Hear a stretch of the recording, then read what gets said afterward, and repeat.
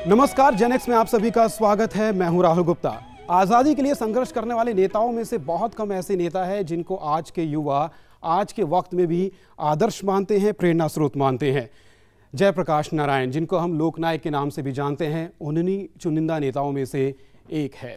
आज़ादी मिलने से पहले अंग्रेज़ों के खिलाफ लोकतंत्र के लिए उन्होंने संघर्ष किया और आज़ादी मिलने के बाद भी लोकतंत्र की रक्षा के लिए लगातार वो संघर्षरत रहे। चाहे संपूर्ण क्रांति हो, छात्र आंदोलन हो या नवनिर्माण आंदोलन हो, तमाम आंदोलनों के जरिए युवाओं के सामने जेपी ने नए आदर्श स्थापित किए। 11 अक्टूबर को उनकी जयंती के मौके पर पूरा राष्ट्र एक बार फिर से उनको याद कर रहा है। उनके दिए गए आदर्शों को एक बार फिर से जीवंत करने की कोशिश की जा रही है और उन्हीं के इन्हीं आदर्शों को समझने के लिए आज दो खास मेहमान स्टूडियो में हमारे साथ मौजूद हैं। पहले मैं मुलाकात करवाना चाहूँगा राम बहादुर राय जी से, वरिष्ठ पत्रकार, यथावत पत्रिका के संपादक और जनसत्ता अखबार के पूर्व संपादक। आपका बहुत बहुत स्वागत है राम बहादुर जी। और साथ ही साथ हमारे साथ है रंजना कुमारी जी, जानी मानी सोशल एक्टिविस्ट और सेंटर फॉर सोशल रिसर्च की डायरेक्टर। रंजना जी, आपका भी बहुत बहुत स्वागत है। और हमारे साथ खास इस वक्त पैनल मौजूद है युवाओं का, जिनके मन में जयप्रकाश के लिए कई सवाल हैं, जेपी आंदोलन से जुड़े कई सवाल हैं। उनके सवालों के जरिए भी हम जानने की कोशिश करेंगे कि दरअसल ये आंदोलन आज के वक्त में भी क्यों प्रासंगिक है। चलिए चर्चाओं को आगे बढ़ाते हैं। सबसे पहले राम बहादुर जी, आपके पास हम आना चाहेंगे। जेपी आंदोलन के बारे में हम जैसे युवाओं ने कई बार सुना है। जैसे कि हम सभी जानते हैं, भारत की 65% से ज़्यादा आबादी 35 साल से कम आयु की है। यानी जिस वक्त ये जेपी आंदोलन हो रहा था उस वक्त भारत की अधिकांश आबादी ने वो आंदोलन नहीं देखा था। आज के वक्त के हिसाब से आप उस आंदोलन को किस तरह से बताना चाहेंगे, कितना प्रासंगिक है? पहली बात तो यह है कि 1971 में इंदिरा गांधी गरीबी हटाओ के नारे से भारी बहुमत से लोकसभा चुनाव में जीती थी। 2 साल बीत गए और जब लोगों ने देखा कि गरीबी नहीं हट रही है, भ्रष्टाचार बढ़ रहा है, तो धीरे धीरे असंतोष पैदा हुआ। और उन्हीं दिनों 1973 के 15 अप्रैल को जेपी की पत्नी प्रभावती जी का निधन हुआ। जेपी के सामने 2 रास्ते थे जी।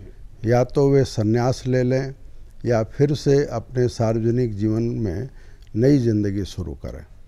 सोच विचार के बाद उन्होंने नवंबर 1973 में पवनार आश्रम, जहां विनोबा रहते थे, वहां गए और पवनार से उन्होंने एक अपील जारी की, यूथ फॉर डेमोक्रेसी। और जेपी की उन दिनों अपील बहुत कम थी, लेकिन उनकी सभाओं में भी बहुत कम लोग आते थे उस समय। लेकिन उस अपील का जो रिस्पांस मिला जेपी को, उससे उनकी नई जिंदगी शुरू हुई। क्या वजह रही जो और रिस्पांस इसलिए मिला क्योंकि लोग इंदिरा गांधी से, उस समय की सत्ता से, राज्यों में और केंद्र में दोनों जगहों पर बड़े निराश थे जी।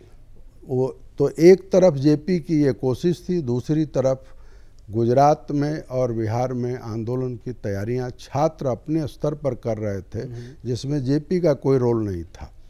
ये दोनों चीज़ें मिल गई और मार्च 74 में 18 मार्च वह तारीख है जब बिहार के छात्रों की संघर्ष समिति की अपील पर बिहार विधानसभा को हजारों छात्रों ने घेर लिया। मुझे याद है कि जब उस घेराव के लिए लोग जगह जगह सभाओं में जाते थे, तो उस समय के जो विपक्ष के नेता थे, जैसे कर्पूरी ठाकुर, रामानंद तिवारी, सत्येंद्र नारायण सिंह, कैलाशपति मिश्र, ये संयोग से चारों नहीं हैं अब, लेकिन ये चारों जब हम लोग लौट करके आते थे तो पूछते थे उनसे कि ये बताओ कि घेराव में कितने छात्र आ जाएंगे जी। तो जो लोग लौट कर आते थे उनको ये विश्वास होता था कि बड़ी संख्या में छात्र आ रहे हैं। और सचमुच 18 मार्च की सुबह 9 साढ़े 9 बजे तक बिहार विधानसभा के चारों तरफ कम से कम 50,000 छात्र, रांची से लेकर फारबिसगंज तक के आए हुए छात्रों ने बिहार विधानसभा को घेर लिया था। और वो बिहार के इतिहास की ऐसी घटना थी जिसने विपक्ष के नेताओं को भी चमत्कृत किया और 18 मार्च को जो हुआ उसमें बड़े पैमाने पर कम्युनिस्टों ने विद्यार्थियों के बीच में घुस करके हिंसा की जी। 2 अखबार जला दिए गए, गोलियां चली, कई छात्र मारे गए। तो मुझे याद है कि 19 मार्च को करीब 10 बजे जब हम लोग छिप करके कहीं पर छिपे हुए थे, 19 मार्च को हमने जेपी के यहाँ फ़ोन किया। जेपी तब प्रोस्टेट के तकलीफ़ से अपने बिस्तर पर थे। तो उनके सेक्रेटरी हुआ करते थे सच्चिदानंद सिन्हा, उन्होंने कहा कि आप कहाँ हैं, जेपी जी इंतज़ार कर रहे हैं। हम कई लोग गए उनके पास और मुझे याद है कि अपने सिरहाने उन्होंने एक लंबा कागज़ जैसा आपके हाथ में है वैसा उन्होंने लिया हुआ था और वो हमारे पहुंचने के बाद उन्होंने सवाल पूछा। उनके ज़्यादातर सवाल जो वहाँ पटना में खास करके हिंसा हुई थी, तोड़फोड़ हुई थी, उसके बारे में था जी। हम सब ने उनको बताया और ये कहा कि ये हिंसा दूसरे लोगों ने की है, या तो पुलिस ने की है या कम्युनिस्टों ने की है, जो आंदोलनकारी हैं उन्होंने नहीं की। यानी आंदोलन में जो कुछ हो रहा था उसके बारे में भी संपूर्ण जानकारी वो पूरी इकट्ठा किया करते थे। लेकिन रंजना जी, अगर राम बहादुर जी ने जो बात की उसको ही आगे बढ़ाते हुए उसी बात पर आज के युवाओं के संदर्भ में अगर मैं पूछने की कोशिश करूं, सोशल मीडिया उस वक्त नहीं थी, कोई फेसबुक ट्विटर नहीं था, फिर भी जैसा कि राम बहादुर जी ने कहा कि आह्वान पर 50,000 60,000 हज़ारों की संख्या में छात्र इकट्ठा होते थे और उनको सुनते थे। क्या वो कनेक्ट था? क्या उस वक्त की परिस्थितियां अलग थी? क्या उस वक्त की स्थितियां कुछ इतनी गंभीर थी कि जयप्रकाश नारायण ने जो आह्वान किया तुरंत आम जनता या खासकर छात्र उससे जुड़ गए? देखिए, उस समय मैं जवाहरलाल नेहरू विश्वविद्यालय की विद्यार्थी थी और मैं बहुत सक्रिय रूप से जयप्रकाश जी के आंदोलन से जुड़ी रही। तो उस समय जैसा कि आपने कहा कि छात्र गरीबी, बेरोजगारी और भ्रष्टाचार, इन 3 मुद्दों पर पूरे देश का नौजवान पूरी तरह से परेशान था। लेकिन बिहार के नौजवानों ने पहल की और उन्होंने भ्रष्टाचार के खिलाफ सबसे पहले आगे आकर के, उस समय राय साहब अब्दुल गफूर की सरकार थी और उस सरकार के खिलाफ उन्होंने भ्रष्टाचार की पराकाष्ठा पर उस समय देश पहुंच रहा था। और सबसे ज़्यादा इन परिस्थितियों का नुकसान नौजवानों को, क्योंकि सब कहते हैं पढ़ाई लिखाई करो, पढ़ाई लिखाई करो तो फिर आगे आने वाले समय में आपका कैरियर क्या बनेगा अगर आपको कोई रोजगार नहीं मिला तो उस समय इस बात का बड़ा असंतोष था देश के अंदर। और देश का नौजवान अपने लिए एक साफ सुथरी, अच्छी छवि वाला, एक सुलझा हुआ व्यक्तित्व ढूंढ रहा था नेतृत्व के लिए। और जयप्रकाश जी उस समय, जैसा कि राय साहब ने बताया, कि अपने एक नए राजनीतिक जीवन की शुरुआत करके वो उसमें उस समय नेतृत्व उन्होंने संभाला था देश के नौजवानों का। तो वो परिस्थिति, अब हम लोग कैसे कम्युनिकेट करते थे, वो आपको ये बताएं कि हम लोग आपस में फ़ोन तो होता ही था, तो तत्काल फ़ोन पर बातें होती थी एक दूसरे से। हम लोग कहाँ पर जमा हो रहे हैं, किस तरह मोबिलाइजेशन होगा, किन लोगों के बीच में तरह तरह के पत्रक निकाले जाते थे और अखबारों के ज़रिए और तमाम इस तरह के संजीदा पत्रकार उस पूरे दौर में जुड़े। तो इसकी वजह से वो मोबिलाइजेशन इतना मुश्किल नहीं होता। और छात्र संघ, देखिए, राजनीतिक चेतना का निर्माण नौजवानों के बीच में आज भी है और तब भी था, क्योंकि लोकतंत्र की लड़ाई के बाद जो पहली बार राजनीतिक चेतना से छात्र आंदोलन उजला ऊपर आया था, वो स्पष्ट रूप से जयप्रकाश जी के नेतृत्व में ही दिखाई पड़ा। और उस समय का मोबिलाइजेशन इतना सशक्त था कि उसका असर सिर्फ बिहार पर नहीं हुआ, बल्कि मैं कहूँगी 3 तरह से उसका देश की राजनीति बदली। उसके तत्काल बाद जितने विपक्ष के दल थे वो सब एक साथ आए। कांग्रेस का जो गढ़ थी राजनीति का, कांग्रेस जिस तरह से हावी थी देश की राजनीति पर, वो सारा टूटा, बिखरा हुआ उसमें हर प्रांत में इसका असर दिखाई पड़ा और खास तौर से गुजरात में कहीं ना कहीं राजनीति ही पूरी बदल गई। देश की राजनीति बदल गई। दूसरी चीज की युवा की भूमिका देश की राजनीति में बढ़ी। इसका मतलब है कि हम लोग के अंदर एक देश में परिवर्तन हो, नौजवान की भूमिका बने और राजनीति स्वच्छ और साफ सुथरी हो, इसकी एक बहुत बड़ी इच्छा लेकर के हम लोग उस आंदोलन में उतरे। हाँ, और उस एक इच्छा को एक मार्गदर्शन दिया, एक सही मार्गदर्शन दिया जयप्रकाश जी ने दिया, जेपी ने। हम बहुत सौभाग्यशाली है कि आप दोनों हमारे साथ हैं और आप आंखों देखा हाल एक तरह से हमें उस वक्त का सुनने को मिल रहा है। राय साहब, जब हम आपातकाल की बात करते हैं, जेपी आंदोलन की भी बात होती है, आपातकाल के बाद जिस तरह से सत्ता परिवर्तन हुआ, पूरी दुनिया हैरान रहेगी किस तरह से शांतिपूर्वक तरीके से सत्ता परिवर्तन हुआ। लोकतंत्र की जड़ें अचानक पूरी दुनिया को भारत में काफी गहरी नजर आई। उस दौर में जो जेपी साहब का जो योगदान था वो क्या था, किस हिसाब से था, आज के युवा उसको किस तरह से उसको समझ सकते हैं? इमरजेंसी लगने के बाद जेपी ने ये बात समझ ली थी कि विपक्ष को जो कई पार्टियों में बटा हुआ था उसे एक होना चाहिए। और उस समय वो जसलोक अस्पताल में उनकी चिकित्सा भी हो रही थी। जसलोक अस्पताल में रहते हुए जेपी ने एक अपील निकाली। विपक्ष की 4 पार्टियां थीं जो आंदोलन में थी। जनसंघ था, कांग्रेस संगठन था, समाजवादी पार्टी थी और भालोद था, चौधरी चरण सिंह के नेतृत्व का। इन चारों पार्टियों से उन्होंने अपील की। आज जो अभी शांति भूषण जो हैं यहाँ, शांति भूषण उन लोगों में से हैं जो जसलोक अस्पताल में जाकर और नई पार्टी बनाने की कोशिशों में सक्रिय थे। अंततः जब चुनाव की घोषणा हुई 18 जनवरी 1977 को, तो जेपी की अपील का बिजली की तरह से असर हुआ। पार्टियां एक हुई, जनता पार्टी बनी। और जनता पार्टी बनने तक तो बहुत उत्साह नहीं था, लेकिन एक घटना और हुई जिसको यहाँ इन लोगों को भी जानना चाहिए और आपको भी। 3 फरवरी 1977 को एक दूसरी बड़ी घटना हुई। वो ये कि जगजीवन राम, हेमवती नंदन बहुगुणा और नंदिनी सतपथी ने इंदिरा गांधी की तानाशाही से अपना नाता तोड़ा और वो बाहर आकर के उन्होंने जेपी का या जनता पार्टी के समर्थन का फैसला किया। कांग्रेस फॉर डेमोक्रेसी बनाई और उससे एक पूरे देश में उत्साह की लहर पैदा हुई। उस लहर का असर था और इमरजेंसी में जो जातियों की प्रतिक्रिया थी, लोगों के मन में गुस्सा था, उन दोनों ने मिल करके एक ऐसी हवा बनाई कि उस समय आज जो चुनाव देखते हैं उससे भिन्न वो चुनाव था।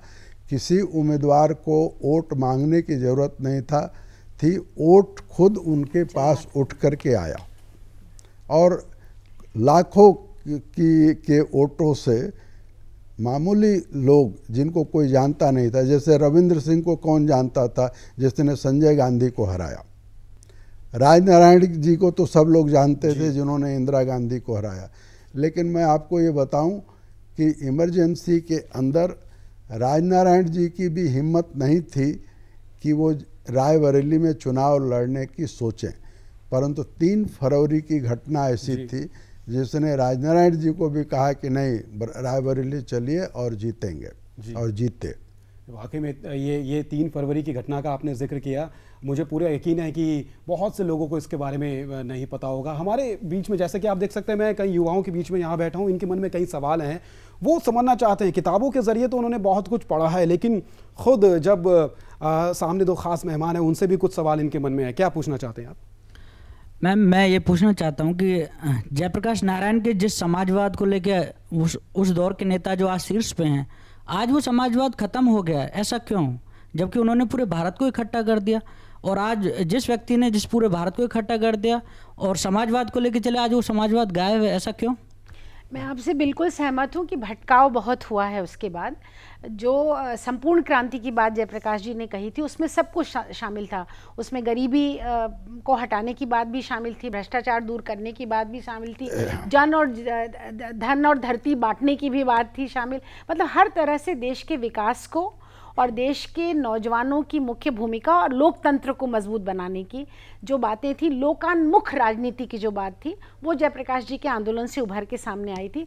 और ख़ास तौर से जब इमरजेंसी लगी, आपको मालूम है कि जब इंदिरा जी केस हार गई थी, राजनारायण जी ने उनके खिलाफ जो केस किया था, उसके बाद अचानक उनके सहयोगियों ने उनको इस तरह की सलाह, जो कि आज भी तमाम लोग मानते हैं कि गलत सलाह थी, कि इमरजेंसी लगाई उन्होंने देश में। सारी जो हमारे लोकतांत्रिक अधिकार हैं वो छीन लिए गए और हम सब लोग अंडरग्राउंड चले गए, क्योंकि गिरफ्तारियां हो रही थी उस समय। नेहरू यूनिवर्सिटी में तो आपको बता दूं, क्योंकि आप नौजवान लोग हैं, रात को उस समय 3 बजे रात को पुलिस आई और कमरों में से खींच खींच के हम लोग को सबको निकाला गया और थाने में, यहाँ पे हौस खास थाने में ले जाके बंद किया गया और फिर जेल में डाला गया था। तो ऐसे में पूरे देश के नौजवान ये बात समझ गए थे कि बिना लोकतांत्रिक मूल्यों के और बिना लोकतांत्रिक अधिकार के हम अपने देश के लोकतंत्र को नहीं जीवित रख सकते हैं। और जयप्रकाश जी के आंदोलन का मुख्य जो कहते हैं भ्रष्टाचार के खिलाफ आंदोलन और लोकतंत्र की जड़ों को मजबूत करने का आंदोलन था। लेकिन कहीं ना कहीं वो भटकाव बहुत ही हुआ और जो लोग उस नेतृत्व में आए उन लोगों ने लोकान्मुख राजनीति करने के बजाय परिवारवाद की राजनीति का सहारा जिसके खिलाफ जेपी भी रहे, राम लोहिया भी रहे और वो आंदोलन कहीं ना कहीं भटक गया। उनका जो समाजवाद का जो नारा था वो कहीं ना कहीं, जैसा कि आपने भी माना, थोड़ा अलग हो गया। आप कुछ पूछना चाहते जी, पूछिए। जैसा कि आपने बताया कि उस समय पे कई गिरफ्तारियां हुई थी, फिर भी उनके आह्वान में ऐसी क्या बातें थीं जो लोगों ने उनका साथ नहीं छोड़ा?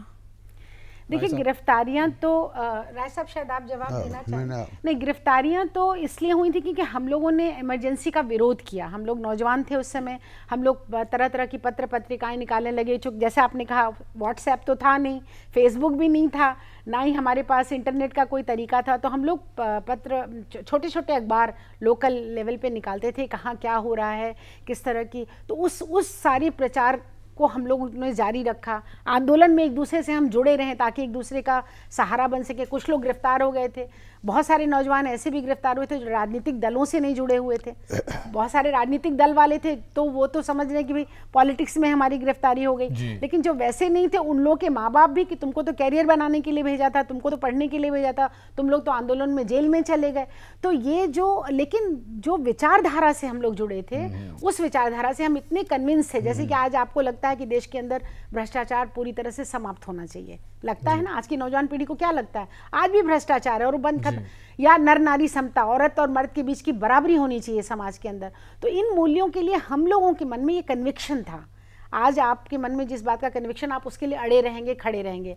तो वही बात जयप्रकाश जी ने हम लोग के मन में और हमारे लिए संदेश के रूप में दिया और हम सब लोगों का उन पर भरोसा था और हम सब लोग उनको अपना नेता मानते थे। तो वो जो कहते थे उस हिसाब से हम लोगों ने जी हाँ, कुशासन या भ्रष्टाचार इसके खिलाफ तो जेपी ने आवाज़ उठाई। लेकिन राय साहब, जिस तरह से उनके अगर लेख पढ़े जाए, सामाजिक कुरीतियों के खिलाफ भी उन्होंने युवाओं का आह्वान किया। ये आज के दौर में कहीं ना कहीं ये आज भी पूरी तरह से सटीक बैठता है जो उनके कथन थे सामाजिक कुरीतियों के खिलाफ। आज के दौर में भी युवा इसके खिलाफ अपनी आवाज़ बुलंद कर सकते हैं। देखिए, जो सामाजिक कुरीतियाँ जैसी तब थी वैसी आज भी हैं, इसलिए वह अपील अभी भी मायने रखती है और कोई ना कोई जेपी जैसा व्यक्ति निकलेगा जो उन कुरीतियों को दूर करने के लिए नौजवानों को अपील करेगा। देश के युवा को अपने देश का भविष्य हमें कैसा बनाना है, क्योंकि भविष्य आपका है। जैसा कि आपने कहा 35 वर्ष की उम्र का युवा हिंदुस्तान का, मतलब जो मुख्य आबादी देश की है, बहुमत की आबादी जो देश की है वो तो युवा की है। तो जो हम देश के प्रति, अगर हमारे मन में कोई सोच नहीं है, जैसा जयप्रकाश जी हमेशा कहा करते थे कि अगर आप एक सपना देखते हैं तो आप उस सपने को पूरा करने के लिए आगे बढ़िए, अपने अंदर साहस पैदा करिए।